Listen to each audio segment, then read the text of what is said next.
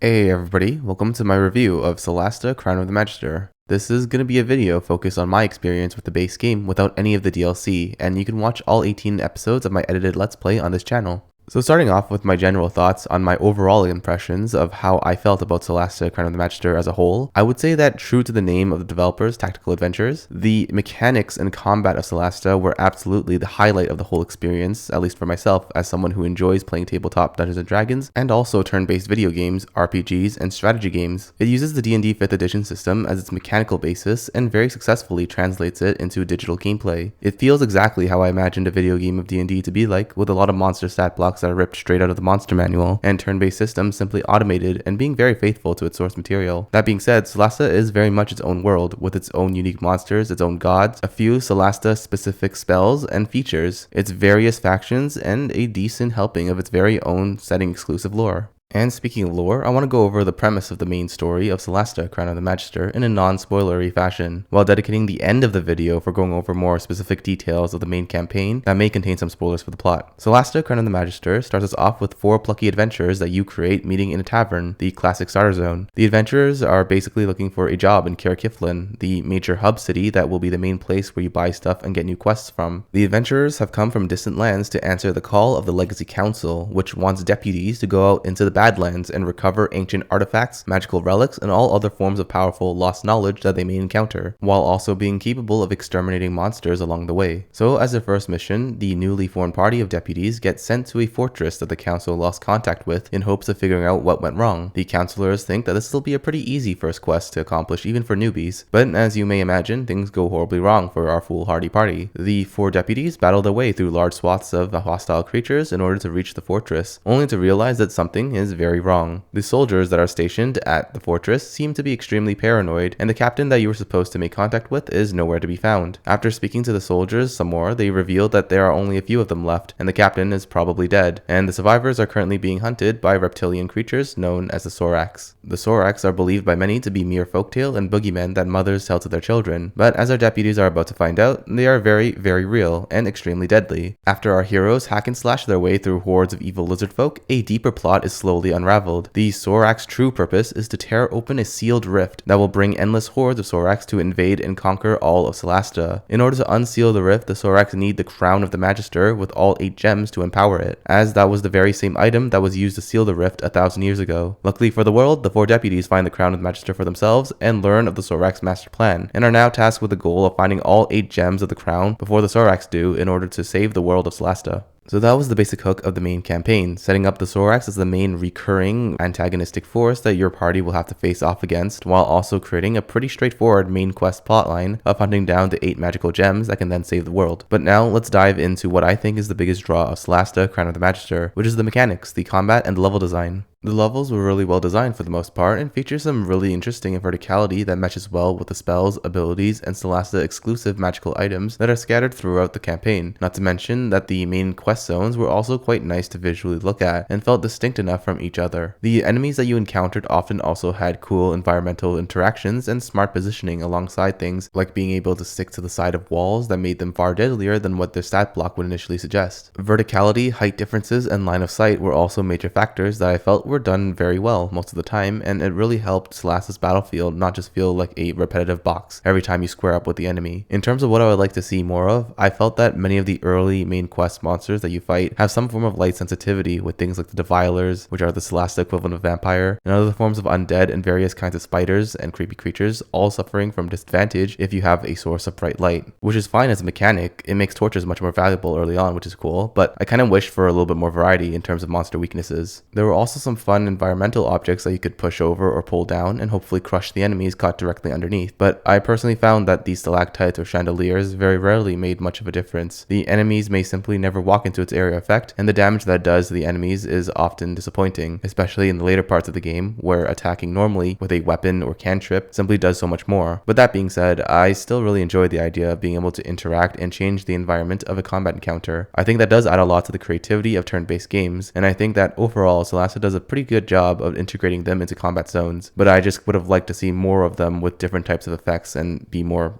powerful and useful. As for my general feelings on the bump and grind of the combat that comprises the bulk of the gameplay experience, I would say that Solasta does an excellent job of maintaining a smooth but still satisfyingly crunchy combat loop. The encounters never felt grindy and never felt drawn out, and the monsters often had neat tricks that can really up the ante of any given battle, providing a good feeling of tension and danger for every turn the enemy is still standing. The bosses with their legendary actions, their powerful attacks, and the abilities that they get were pretty well balanced. It put pressure on me as a player to pay attention and to try and eke out as many advantages as I can, while also never being annoyingly overbearing and feeling like everything is dependent on RNG, even though it is a dice-based game. I would say that the biggest pet peeve that I have that is sometimes related to the combat experience for Solasta would be the way that certain quests pair your party up with side characters. Maybe it was just me being a bad tactician, but I felt that many side character NPC companions felt more like a liability half of the time due to them not having death saving throws, meaning that once they drop to 0 hit points, they just instantly die, and these are campaign important characters, meaning that you have to keep them alive or else the game's over. This is combined with their relatively low hit point pool at that point of the game, making them really fragile, and most likely forcing you to burn or revivify on them when the big boss battle comes. The game, to its credit, does provide you with a lot of resurrection fodder in terms of scrolls, diamonds, and the crown of the Magister, but it still felt really bad when you had to waste precious resources on a teammate that was not going to stick around after you finish your quest. So I personally felt that the quest companions should have been given some form of death saving throw in order to make them feel less frustrating to play around. But overall, I would have to say that I am thoroughly impressed with what I experienced from Solasta's combat. The flow and rhythm of the game's battles were outstanding. Being able to utilize the environment to my advantage was very refreshing. Line of sight blocking terrain made positioning even more important, and the emphasis on verticality was definitely unique and helped make Solasta's monsters stand out in my memories. Another facet of game design that I want to talk about would be the way the quests, side quests, and the various factions interacted with the player and their significance to the story of Solasta. I would say that the main quests, constantly pushing the party forward and exploring the Badlands, were done in a rather standard format, but instead of a quest giver, it was the crown, basically telling you where the deputies needed to go in order to progress the story. There's not really anything particularly special about the way Solasta handles their questing system. It was basically scaffolding that moved players into the strongest point of Solasta, which is the combat, supported by interesting level designs. However, I will say that Solasta's story was a lot more linear than I thought it was going to be. The relationship that you have with the different factions didn't seem to impact the story options available to you at all. The affinity system was entirely economical buffs, giving you better buy and sell prices on the goods that the different factions sold, alongside higher tier equipment for when you reach certain relationship thresholds with them. The mechanics of the different vendors and how you had to prioritize certain factions over the others in order to buy their cooler equipment was honestly well done. You only had a limited amount of relics that you could give each of them in order to improve your standing with them, meaning that the player needs to strategize which merchant's catalog is the most important for them to unlock, and which merchant you'll be fine without. Do you choose the antiquarians and their expertise in utility items that you can attune to, such as magical rings, boots, and cloaks? Or do you want to get on the good side of a faction like the Tower of Knowledge that specializes in crafting recipes, allowing the party to make their own items such as magical ammunition, potions, and other helpful consumables? Maybe you want to craft your own magical gear. In that case, you should go for the Arcaneum, a faction that primarily sells primed weapons and armor, which is an essential ingredient for crafting magically enhanced equipment that you cannot find normally. Or maybe you just want a simple transaction and buy something that is already good, such as a +1 longsword or a +2 shield. Then you should consider being good friends with the Circle of Danatar. Those are the 4 main merchant factions that you get to pick and choose from, and the most consequential in terms of what type of gear that you want your party members to obtain. The 2 other factions are the Scavengers and the Principality of Masquerath. Your relationship with them will naturally deepen as you progress through the story of Solasta, so you don't have to worry about expending your finite relics on those 2, with the Principality being kind of like the beginner faction that gives you access to general adventuring goods and some of the more common items, and the Scavengers will give you gold depending on how much loot you leave on the ground because it was just too heavy and not worth encumbering your party to haul it back yourselves. The Scavengers faction is actually quite an innovative mechanic. It relieves pressure on the player to not have to min-max their inventory weight every time they go out adventuring, and it allows players to have a second chance to easily check if they left behind something interesting without having to click through all of the different loot bags. It is a brilliantly designed merchant faction system. It functions like a technology tree, allowing the player to pick and choose which faction to tech into at the cost of being locked out of the other options. I just wish the same level of depth was afforded to the story side of things, but unfortunately the stronger relationship never seemed to give you more dialogue with any of the merchants or their associates. It never gave you any super special exclusive side quests, and it didn't impact the story of Solasta at all. There was this little subtext under your relationship bar that told the player that this faction will fight alongside them, but that never seemed to have actually happened, at least in my playthrough, and so I thought that this was kind of a bummer. I would have liked more to do with the role-playing aspect of the game, and have the mechanics that the players interact with to actually influence the outcome of certain events. A lot of the quests and events that you seem to get seem to be extremely self-contained, and the minor NPC characters that you save or help along the way never really show up again, and you never have any sort of follow-up quest that built on the previous experiences that you had with them, with the minor exception of Robar Sharp and Arwen Merton's questline with scavengers. Unfortunately, the only side character with any sort of development was Arwen Merton. His backstory as the first scavenger of the Badlands and unique questline about redemption was kind of cool actually, but also didn't really impact much of the main story except for being able to recruit him in one of the later battles. And another weakness of Solasta's questing structure would be the way side quests are handled. These side quests are almost all exclusively fetch quests that lead you to a combat encounter at the end, and this exact same pattern played out over and over again, which became repetitive pretty quickly, although the combat itself was still enjoyable. Most of the side quests also forced you to backtrack to previously discovered locations, which is not that bad in Solasta because each major zone is quite nice to look at, and having another chance to look for chests that you were unable to lockpick or reach in the past is also welcome, although I would have liked to have seen some newer locations reserved specifically for some side quests in order to make them feel more special and more meaningful. I would say that the best of the side quests came from your player's character's background quest lines, with things like the Wanderer background giving your character an origin story of how they became an adventurer because their parents were killed when they were young, or the Philosopher's quest line, where you find out that your old teacher fell in love with a woman that is part of an evil cult. The background quests are far better than the standard side quests that you get from your job board because they actually expand on what you know of certain characters and gives you a sense of how your character fits in the world. It builds a sense of history and purpose to the quest that makes it feel less about the reward and more about the story it's trying to tell. And unfortunately, that level of quality was few and far between when it came to the side quest experience in Solasta, Crown of the Magister. But overall, I would say that the main quest combined with fun battles did lift some of the burden away. I just would have liked to have seen more ways to shift the direction of the story and have more discoverable dialogue options with the minor characters to make the questing experience feel less linear and less unresponsive to the player's actions. Another gameplay feature that I want to touch on would be the crafting system of Solasta. I would say that in broad terms, the crafting system is quite robust and features a nice variety of craftable gear, scrolls, and consumables, as long as you're able to find the prerequisite crafting recipe and have the required tools proficiency.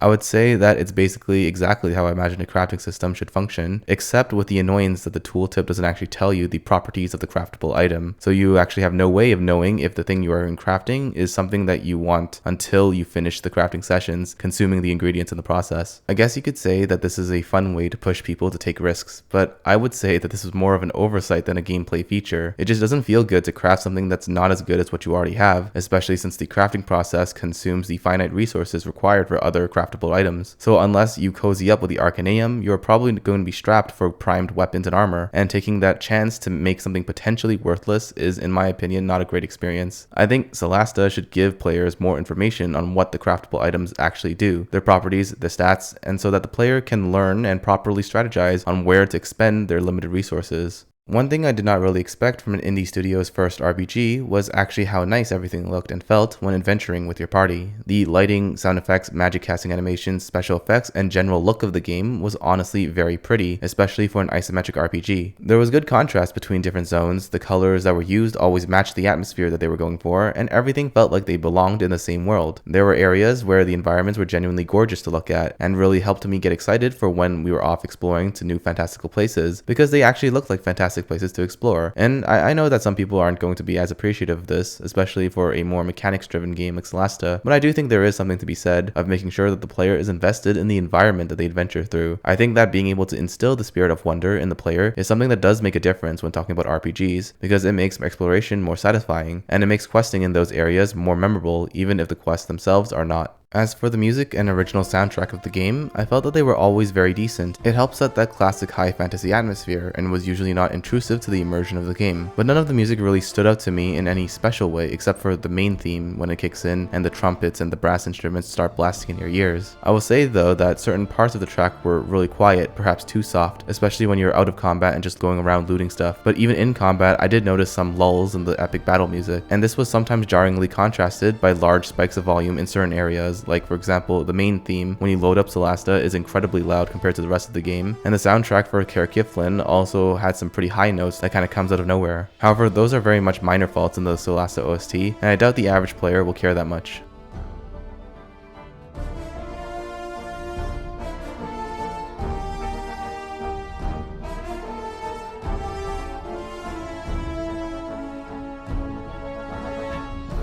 Another important aspect of Solasta that pertains to its overall ability to immerse you into the world of Solasta and really get players into that monster slaying mood would probably be its voice acting. I would say that the best voice acting in Solasta came from the 4 main characters that you create, which is a good thing since your party talks the most out of any of the characters, but it does give a slight sense of whiplash when many of the side characters that you interact with will have a noticeably different level of quality to them. Not necessarily terrible, but definitely uneven and a little choppy. And that's not me knocking down the people that voice the NPCs and minor characters, it's just that you could sense that the voice actors for the protagonists of the story had really strong control over their voices and knew when to hold back to make your characters sound more grounded in the world that they are experiencing, which unfortunately sometimes clashes sharply with the way others sounded. There are times when the side characters sounded fine, and other times where it sounded like the voice actor was hamming it up way too much or forcing emotions in an artificial and jarring way. But come on. Now there's a trophy. By the way, who's crazy now? All right, you were right and we were wrong. They do exist. Happy now? Thanks, Kid, Co. I've seen more than anyone in this town, yet nobody seems to believe me. Maybe it's a curse. The We love curse of being curses. surrounded by idiots. If you don't mind, Merton, we have business to attend to. Oh, it's St. Right. Martin. Say hello to the old lady for me, Karen. Interesting. Very nice find. It's quite massive. Clearly imperial in style. These ruins remind me of the Imperial Schools of Magic. It's the least we can do for the deputies who proved that there are still Sorax on Solasta. I'm sorry to say, after 1,000 years, only a few of us remain. Now, most people believe Sorax are a mere legend. You're welcome, deputies. There are also quite a few cutscenes where the animation or 3D models kind of bug out and create some goofy moments that are relatively harmless to the overall experience, but still noticeable during the zoom-in cutscenes. My lords, this deputy is clearly unwell. What? Oh, there goes Tom. You're here? Alive and God. unwounded? He's in the I camera. heard there was some disturbance at the residence. I would say that the biggest issue that I personally had with Solasta's cutscenes and character speaking moments would probably be the way that it was written, especially some of the later scenes where cracks started to show. I think a lot of the rougher dialogue that occurs in the game is due to the developers trying to create different dialogue paths for the characters that are based off of the backgrounds and alignment that you chose for them during the character creation. This is a great idea on paper, but the implementation during Solasta's cutscenes left a lot to be desired. There were many times when the party just started talking about random subject matter that had no bearing on what they were actually doing, or left me completely confused as to what they were even referring to in the first place, because oftentimes they just utter words with no context behind them, turning entire conversations into a jumbled mess. The branching dialogue that is based off of the personalities that you chose for your party members is definitely an interesting concept, but one that needs a lot of refinement, because the way that Solasta Crown of the Magister does it is to essentially record a bunch of phrases and sentences that are thematically connected to their character's alignment, but has no regard for the actual context in which they are used, causing strange discordant dialogue between the characters, where one character talks about one thing and then the other party member just starts blabbing about completely random topics that makes it feel like each of your playable characters are just ranting to themselves more than anything else. This is the place, What do you mean? but it's impossible. How do you feel? I propose we set up camp and get some rest. I don't think that's a good idea.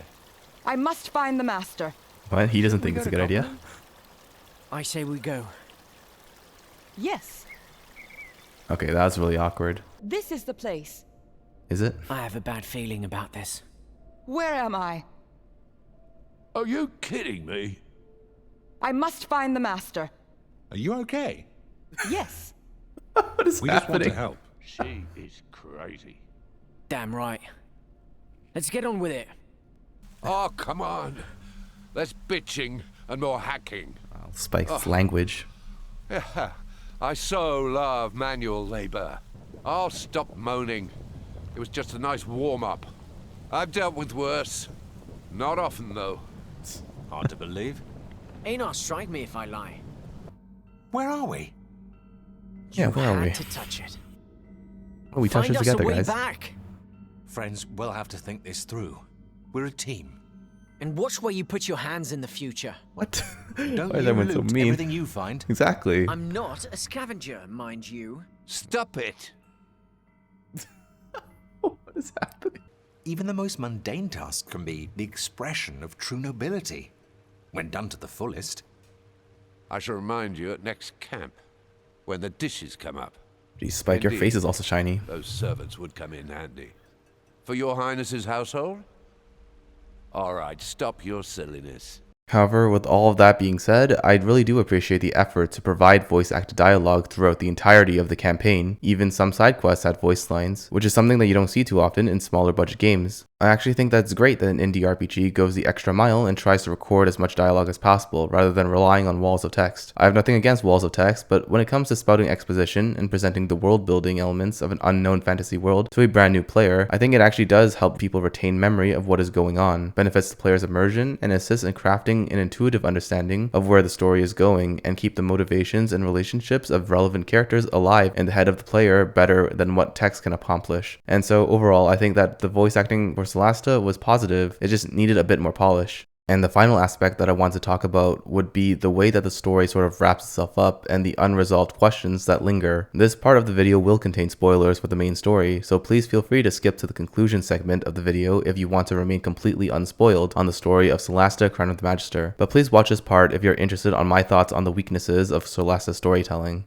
Very broadly speaking, I think the storytelling elements in Solasta started off pretty solidly, like a classic high fantasy plotline about saving the world, but then started speeding up haphazardly as it got closer to its ending. It definitely felt like the developers were running out of time and decided to just start cramming multiple plot points into a few cutscenes as we got to the climax of the story. An example would be the way that they structured the main quests to revolve around collecting all 8 gems for the crown, with each gem receiving their own unique location and quest. But then right after you receive the 5th gem, turns out that's the endgame, and the last 3 gems have already been found by the Sorax, and you don't need to collect them individually anymore. Everything will be decided by one last main quest. And there were other cracks in the plot that started to really show as you reached the mid-game. Things like the way that the Sorax operated started to get a little bit fuzzy. It was highly implied in the early game that the Sorax were able to shapeshift into regular people, and that was how they infiltrated society. It was also the reason why I thought that they dropped commoner clothes when you killed them. However, once you got to the second half of the game, it was revealed that they can apparently corrupt and convert normal people of Solasta to their cause, and they become fanatically devoted to Sortar, the Sorax dark god. And if they can do that, then there's really no reason for the Sorax to pretend to be people, because having expendable soldiers would make much more sense, right? And that sort of leads to another problem, where the story never really tells you how the conversion process actually works. It never tells you how long it takes or how expensive it is. It's also vague on whether or not this is like a brainwashing power, or maybe simply they just convince people to convert by being persuasive. However, once a person is corrupted, it seems like there's no way to bring them back, and their eyes also start glowing, which makes me think that it's some sort of mind control spell, but the story never really tells you, so we just have to speculate. Other questions that I felt was left unanswered would be, why did the dragons of Manicalan pretend to be elves if all of the citizens of their empire were dragons? Like, yeah, there were the slaves, but who cares if their slaves knew about their true identities? Why did an empire of arrogant dragons choose an elven form to hide behind? How did a blue dragon become the princess of the Principality of Masgarth? Did nobody notice that she didn't age in centuries? Or alternatively, if she had only recently become the princess, did nobody find it odd that the princess came out of nowhere? Who were her predecessors? Were they also dragons? You know, those are some of the questions I still have that I felt like were left unanswered. The other notable aspect of storytelling that I felt was kind of rushed would be the way that many major world-building elements of Solasta never seem to have played much of a role at all in the actual campaign for Crown of the Magister. For example, the Legacy Council comprises of multiple kingdoms and nations such as the New Empire, the Snow Alliance, and the Kingdom of Galavan, all of which are established very early on and have their own unique representatives as counselors, which makes them seem very important. But the different countries never actually had anything to do with the story until the very end, when war between the Principality of Masgarth and the Kingdom of Galavan begins to brew. But we don't actually see the war. It was basically just mentioned in cutscenes, and that's about it. I understand that we will probably see more of these foreign kingdoms in the DLC, like for example the Snow Alliance will show up for Palace of Ice, but I would have really liked to have seen the different nations have a bigger role to play in the base game for the Crown of Magister campaign, because it really seemed like a ton of wasted potential on lore that had close to zero effect on its story, with no way for the player to learn more about these foreign lands or to interact with them in any meaningful way. It just made Solasta feel a lot more two-dimensional and shallower than it had to be. But beyond all of my complaints, the main spotlight and attention of the game rightfully goes to the satisfyingly crunchy mechanics of its combat loop. It is quite obvious that this was the part of the game that received the most attention from the developers. Alongside interesting level design and challenging monsters to slay, the overwhelming sentiment that I felt while playing Solasta Crown of the Magister was that this was a real gem of an indie RPG, with some admittedly rough edges here and there, but the core of the experience was very solid, and I personally had a good time playing it on this channel. So my conclusion to this review video is that if you are looking for a turn-based tactical RPG that is focused on delivering really enjoyable and challenging battles with a rather unique consideration towards verticality in their level design, with environments that are pleasing to the eye and feel very well supported with the level of polish that the animations, special effects, and sound design receive, and are not bothered with a somewhat stilted storyline or some choppy voice acting here and there, then I think Solasta Crown of the Magister will be a good experience and a fun time for fans of turn-based games. And as always, I hope that anyone who watches my stuff enjoys what I create as much as I enjoyed creating it in the first place. I'll see you guys next time, but until then, goodbye for now.